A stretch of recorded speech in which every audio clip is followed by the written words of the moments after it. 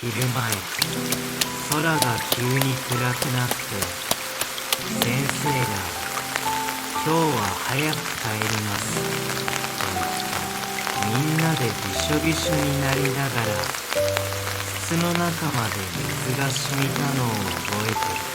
て、家に帰ると母がタオルを持って待ってて、扇風機の前で着替えた。外では風が鳴っていたけど、その時の家の中はなぜか安心だ。窓ガラスの雫越しに見た空が